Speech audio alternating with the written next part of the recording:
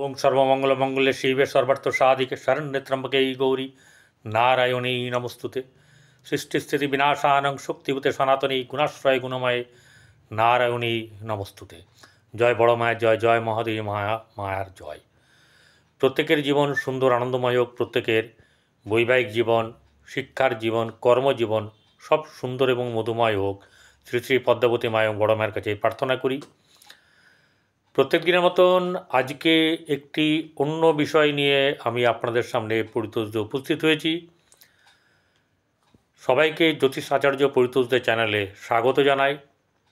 आज जे भिडियोटी बर्तमान आजकेर दिन गतकाल थेके आज चलछे, चारटी ग्रह एक संगे बसे मीन राशिते राहु आछे आगेर थेके, तारपरे शुक्र गेछे, शुक्र ओखाने तुंग, बुध गेछे, बुध ओखाने बक्री,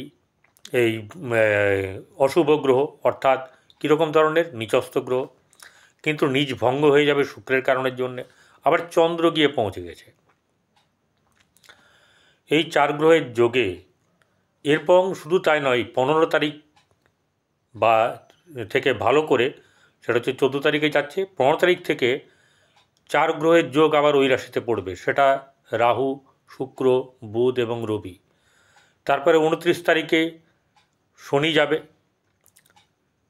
পঞ্চগ্রহের যোগ হবে। চন্দ্র যখন যাবে ষষ্ঠ গ্রহের যোগ হবে। 37 বছর পর ওই যোগ পড়বে।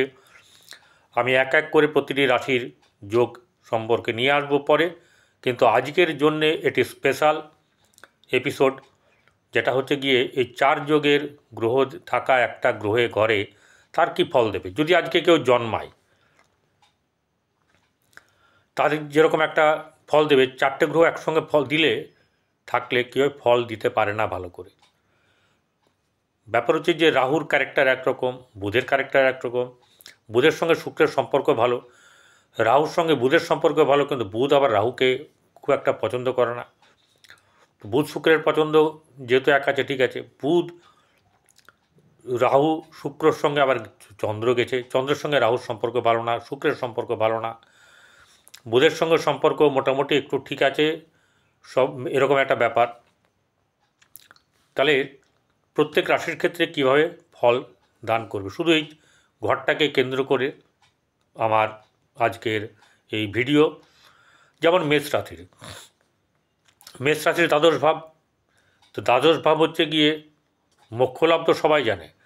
কারাগার, বিদেশ, এরম ধরনের বাইরের ব্যবসা করা, সেক্ষেত্রেও 12 থেকে দরকার আছে। গেট কমফোর্টের জায়গা আছে, এরকম নানা ধরনের আপনার তীর্থক্ষেত্র আছে। তো এরকম নানা ধরনের অনেক কিছু ব্যয় স্থান থেকে ওটাকে বলা হয় মেনলি ব্যয় স্থান। তাহলে কোন কোন গ্রহগুলো ব্যয় হয়ে গেছে দেখুন। দ্বিতীয় পতি শুক্র ব্যয়ভাবে চলে গেছে, ঠিক আছে। চন্দ্র এই রবি ওখানে শনির সঙ্গে বসে আছে, আপনার শুক্রের সঙ্গে বৃহস্পতির ক্ষেত্র বিনিময় হয়েছে। তো এরকম নানা রকম ফ্যাক্টরগুলো কিন্তু কাজ করে। যে শনি রবি যে একাদশে বসে আছে মেষ রাশির, সেটা একটা বিরাট বড় ফ্যাক্টর কিন্তু। আবার দেখুন চারটে গ্রহ একসঙ্গে বসে গেছে, তাহলে এর কেমন যাবে। প্রথম কথা হচ্ছে যে শুক্র সপ্তম ভাবের কারক, দ্বাদশে বসে আছে তুঙ্গ হয়ে। বুধ হচ্ছে তৃতীয়পতি এবং ষষ্ঠপতি, সে নিচস্থ হয়ে গেছে, কিন্তু এখানে নিচভঙ্গ হয়ে গেছে শুক্রের কারণের জন্যে। রাহু আগের থেকেই বসে আছে, দ্বাদশে রাহু মোটেও কিন্তু ভালো না। আবার চন্দ্র গেছে, চন্দ্রের সঙ্গে রাহুর সম্পর্ক ভালো না। তাহলে মন মানসিকতার দিকে একটা কীরকম ধরনের ব্যাপার হবে যে অনেক কিছু আছে কিন্তু কিছু নেই, মাথা মাঝে মাঝে ফাঁকা হয়ে যাবে, কি করবেন কি করবেন না, এবং কোনো না কোনো কিছু আপনার অশুভ কোনো একটা কিছু হবে যার দ্বারা আপনি একটু চিন্তা থাকবেন। আপনার এই চিন্তা সারাদিন চলবে, কিছু না কিছু, সব কিছু ভালো আছে কিন্তু কেমন যেন কিছু নেই, কেমন যেন কিছু হচ্ছে, এরকম একটা ব্যাপার কিন্তু চলবে। দ্বাদশ ব্যয় স্থান, আপনার কিন্তু অর্থ এলে অর্থ হাতে থাকবে না, এটা একটা ব্যাপার। এইটুকু জায়গার মধ্যে থাকবো। এরপরে বৃষরাশির তো পোয়া 12, কারণ বৃষরাশির অধিপতি গ্রহ সে তুঙ্গ হয়ে আছে এবং ওই ক্ষেত্র বিনিময় করে আছে বৃহস্পতির সঙ্গে শুক্র। তাহলে এর পক্ষে খুব ভালো। রাহুও ফেভারে, তাহলে হঠাৎ করে কোনো লাভ, তার যেহেতু আয় স্থান, সাফল্য স্থান, তাহলে বৃষ রাশির কিন্তু খুব ভালো। কিন্তু বৃষ রাশির দ্বিতীয় মঙ্গলটাই কিন্তু একটুখানি খারাপ করে দিয়েছে। তার সত্ত্বেও কোনো কিছুই করতে পারবে না একা একটা গ্রহ। যেহেতু বৃষ রাশিতে বৃহস্পতি বসে আছে, বৃহস্পতির সঙ্গে শুক্রের সম্পর্ক তো ভালো না, কিন্তু একে অপরের ক্ষেত্রে আছে, কেউ কারোর ক্ষেত্রটা খারাপ করবে না। শুক্র তুঙ্গ হয়ে আছে, তাহলে একটা জিনিস হচ্ছে বৃষ রাশির ক্ষেত্রে কোনো না কোনোভাবে হঠাৎ অর্থপ্রাপ্তির ব্যাপারটা হওয়ার সম্ভব আছে। তাই বলে এটা বলবো না যে কাউকে লটারি কাটবেন, লটারি কাটলে হয়ে যাবে, সেরকম ব্যাপারটা না। যা ভাগ্যে আছে সেটাই পাবেন, এটা হচ্ছে গিয়ে মেন ব্যাপার। বোঝা গেল? তাহলে আপনার কিন্তু একাদশ জায়গাটা কিন্তু খুব ভালো। যেমনি ভালো হচ্ছে গিয়ে আবার চাপের, সেটা হচ্ছে মিথুন রাশির। মিথুন রাশিতে বসে আছে মঙ্গল। আবার দেখুন, সেই রাশির অধিপতি বুধ নিচস্থ হয়ে গিয়েও বলপ্রাপ্ত হয়ে গেছে দশমভাবে। দশমভাবে শুক্র আছে। এই রাশির পক্ষে একটি শুভ গ্রহ, দ্বাদশপতি হলেও পঞ্চমপতি হিসাবে শুভ। চন্দ্র হয়ে গেছে দ্বিতীয়পতি, সে বসে আছে কর্মস্থানে। রাহু, শুক্র, বুধ, চন্দ্র, তাহলে কর্মের জায়গাটা কী হবে? কর্মের জায়গায় কোনো না কোনোভাবে সমস্যা এলেও কর্মের জায়গাটা আপনাকে কিন্তু কোনো না কোনোভাবে পুশব্যাক করবেই, মানে পেছন থেকে ঠেলবে সামনে যাওয়ার জন্যে। ঠিক আছে? অর্থাৎ আপনাকে বলছে যে তোমার কিন্তু কিছু সম্ভাবনা আছে, তুমি এগিয়ে চলো। কর্মক্ষেত্রের জায়গাতে আপনাদের লাভ হওয়ার সম্ভাবনা বেশি। তেমনি কর্কট, কর্কট রাশির ক্ষেত্রে হচ্ছে গিয়ে আপনার নবম ভাব, ভাগ্যভাব। তাহলে ভাগ্যভাবে চতুর্থপতি এবং একাদশপতি শুক্র, সে বসে আছে তুঙ্গভাবে, সে ভালো ফল দেবে। কিন্তু বুধ এর পক্ষে, এই রাশির পক্ষে, কর্কট রাশির পক্ষে শুভ নয়। আবার চন্দ্র, সে বসে আছে ভাগ্যভাবে, তাহলে এই জায়গাটা কিন্তু ভালো।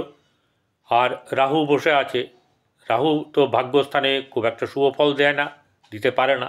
কিন্তু তার সত্ত্বেও যেহেতু বৃহস্পতিকে রিপ্রেজেন্ট করছে, সেহেতু খারাপ এখানে হবে না। অর্থাৎ ভাগ্য বলছে আপনাকে কোনো না কোনো দিক থেকে সাফল্যের জায়গায় নিয়ে এসে দাঁড় করানো বা সাফল্যের পথে নিয়ে যাওয়া। সিংহ রাশির ক্ষেত্রে অষ্টম ভাব পড়ে যাচ্ছে। অষ্টম ভাবে দ্বিতীয়পতি অষ্টমে থাকা শুভ নয়। এবং শুধু তাই নয়, এই দ্বিতীয়পতি অষ্টমে আছে বলে যে একদম খারাপ তা না, আবার সেটা একাদশপতিও বুধ।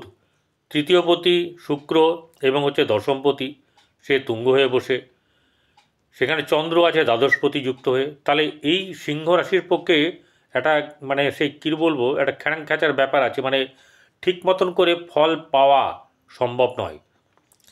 ওই যে বললাম প্রথমেই, কেউ ভালো ফল দেয়, কেউ মধ্য ফল দেয়, কেউ একদম আর অশুভ ফল দেয়। এরকম ধরনের মিশ্রিতভাবে ফল খুব একটা বেশি ভালো পাওয়া যায় না। কিন্তু একটা ব্যাপার হচ্ছে যে সিংহ রাশির পক্ষে বর্তমান সময়টা একটু টাফ চলছে, তার হলেও আজকাল এই দুদিন কিন্তু মোটামুটিভাবে তার কিন্তু ভালো চলবে। চলে আসবো কন্যা রাশি। কন্যা রাশির জাতক জাতিকাদের একদম সপ্তম ভাব, সপ্তম ভাব ব্যবসা, সপ্তম ভাব মেনলি প্রধানত আপনার বৈবাহিক জীবন অর্থাৎ লাইফ পার্টনার, এই জায়গাটাতে কিন্তু অশুভ নয়, শুভ যাবে। ব্যবসা ক্ষেত্রে ভালো ফল দেবে। মাথা ঠান্ডা রাখতে হবে, কোনো হাতছানিতে, অশুভ হাতছানিতে কিন্তু মানে করা যাবে না, মানে পা বাড়ানো যাবে না, তাহলেই কিন্তু গণ্ডগোল। কারণ এখানে একদম এমনভাবে হয়ে আছে যে পরকীয়া বা এরকম ধরনের ব্যাপার কিন্তু হওয়ার সম্ভাবনা বেশি। আবার কারো কারো ক্ষেত্রে যদি শখ ভালো থাকে, তাহলে কিন্তু এখানে আপনার বিবাহ বন্ধনে আবদ্ধ হওয়ার ব্যাপারও কিন্তু দেখাচ্ছে। তাহলে কন্যা রাশির পক্ষে খুব একটা এই ঘরটা খারাপ হলো না, বরং ভালো, একটু এটা থাকতে হবে আর কি, যেটাকে বলা হচ্ছে নজরে নিজেকে রাখতে হবে। তুলা রাশি, তুলা রাশি জাতক জাতিকাদের এই ঘরটা হচ্ছে ষষ্ঠ ঘর। ষষ্ঠ ঘরে রাহু হচ্ছে শত্রুনাশ করে, শুক্র তুঙ্গ হয়ে আছে, তার শত্রুনাশ হবে। আর কি হবে, এই রাশির পক্ষে কিন্তু একটা আবারও সেটা হচ্ছে যে ঋণ শোধ হওয়ার একটা ব্যাপার থাকবে। ঋণ শোধ হওয়ার ব্যাপার থাকবে, কর্ম পাওয়ার, কর্মের প্রতিষ্ঠা লাভ করা, এরকম ধরনের ব্যাপার কিন্তু এই তুলা রাশির পক্ষে থাকবে। বৃশ্চিক রাশির ক্ষেত্রে হচ্ছে পঞ্চম ভাব, পঞ্চমে বসে থাকলে 1 নম্বর হচ্ছে গিয়ে, পঞ্চম হচ্ছে সন্তানের ঘর, প্রেমের ঘর, আপনার প্রতিভার ঘর, শিক্ষার ঘর। সেই জায়গাটা কিছু হলেও বাধাপ্রাপ্ত হলেও কিন্তু ভালো হবে, কিন্তু প্রেমের ক্ষেত্রে কিন্তু অসুবিধা আছে এবং দাম্পত্য জীবন কিন্তু এতে বিঘ্ন হয়ে যাবে যদি এই দিকটা খারাপ হয়ে যায়। নচেত কিন্তু দাম্পত্য জীবনও ভালো থাকবে এবং আপনাদের কিন্তু শিক্ষার ব্যাপারেও শুভ যোগ থাকবে। ধনুরাশির ক্ষেত্রে চতুর্থ ভাব, তো চতুর্থ ভাবে আপনার এই 4টি গ্রহ, চন্দ্র, বুধ, রাহু, শুক্র, এগুলো থাকা মানেই হচ্ছে গিয়ে আপনার জীবনে কিন্তু একটা শুভ গৃহে শুভ ভাব, গৃহে শুভ অনুষ্ঠান। তা বলে কি সবার হবে? সবার যোগটা কিন্তু রাশিচক্রের মধ্যে থাকতে হবে এবং শুধু তাই নয়, আপনার দশা মহাদশার মধ্যেও থাকতে হবে। ঠিক আছে? তাহলে কী হবে? গৃহে শুভভাব বজায় থাকবে, কারোর গৃহ নির্মাণ হবে, কারোর গৃহপ্রবেশ হওয়ার সম্ভাবনা থাকবে, গৃহে আপনার আরও কনস্ট্রাকশন করা, এইসব নানা রকম ব্যাপারগুলো কিন্তু হওয়ার সম্ভাবনা থাকবে। এবারে মকর রাশির তৃতীয় হচ্ছে ভাতৃস্থান, তৃতীয় হচ্ছে গিয়ে আপনার যেটাকে বলে সৈনিক ঘর, অর্থাৎ যেটাকে বলে সাহসের ঘরও। ঠিক আছে? ঘর থেকে বাইরে এইরকম হাতের লেখা, এই সব ব্যাপারগুলো দেখা হয় এবং ভ্রমণও দেখা হয় এখানে। তাহলে এখানে কি বোঝাচ্ছে? এখানে ভ্রমণের ব্যাপারও দেখাচ্ছে, ভাইদের সঙ্গে বোনেদের সঙ্গে সম্পর্ক মোটামুটিভাবে একটু খারাপ হলেও কিন্তু খুব ভালো, পরবর্তীকালে ভালো হয়ে যাবে। অর্থাৎ সকালে যদি ঠিক মানে অন্যরকম হয়ে যায়, বেলা বাড়ার সঙ্গে সঙ্গেই কিন্তু আবার সব এক গোত্রের হয়ে যাবে, অর্থাৎ মতামত একই, সব মিলেমিশে ভালো থাকবে। এবং এখান থেকে কিন্তু কোনো না কোনোভাবে আর্থিক দিক থেকে সুযোগ আসার সম্ভাবনাও কিন্তু আপনার থাকবে, যেমন সেটা রাজ্যের মধ্যেই।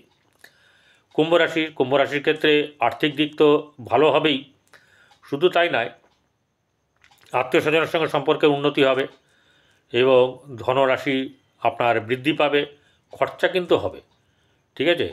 খরচা হবে, কিন্তু আপনাদের কি করতে হবে? আপনাদের আত্মীয় স্বজন সকলের সঙ্গে কিন্তু বন্ধুত্ব প্রীতি রাখতে হবে, পরিবারের সঙ্গে সম্পর্ক ভালো রাখতে হবে। অর্থ যা আসবে, অর্থ খরচ হবে, কিন্তু অর্থকে নিয়ন্ত্রণ করে খরচা করতে হবে। এই ব্যাপারটা করলে আপনাদের দ্বিতীয় ঘরটা, এই 4টি গ্রহ কিন্তু শুভ ফল দেবে। এবার রইল মীন রাশির ক্ষেত্রে রাশিতেই বসে আছে। এই রাশির পক্ষে কিন্তু বর্তমান সময়ে একটা ভালো সুযোগ, এখানে অর্থ যেমনি ভালো আসবে তেমনি আপনার রোজগারের পথও কিন্তু ভালো হবে, ব্যবসাপাতি ভালো হবে, কর্মের দিক থেকেও কিন্তু আপনাদের ভালো হবার সম্ভাবনা থাকবে। এই জায়গাতে ভাগ্যভাবও আপনাদের প্রসন্ন লাভ করবে। তাই সমস্ত দিক থেকে মোটামুটিভাবে মীন রাশিরও কিন্তু খারাপ যাবে না। হ্যাঁ, একটা ব্যাপার, মাথা গণ্ডগোল করলে চলবে না। কি করব, কিভাবে, কাউকে খারাপ কথা বলা চলবে না। যা করবেন ঠান্ডা মাথায় করবেন, করলে আপনার কিন্তু আখেরে ভালো হবে। প্রত্যেকের জীবন সুন্দর হোক, আনন্দময় হোক। প্রত্যেকে রোজ গরুকে আহার করান, সবজি দিন আপনার রুটি, কুকুরকে এবং কাককে রুটি খাওয়ান, আর দুস্থদের সেবা করুন এবং ভালো থাকুন। নমস্কার।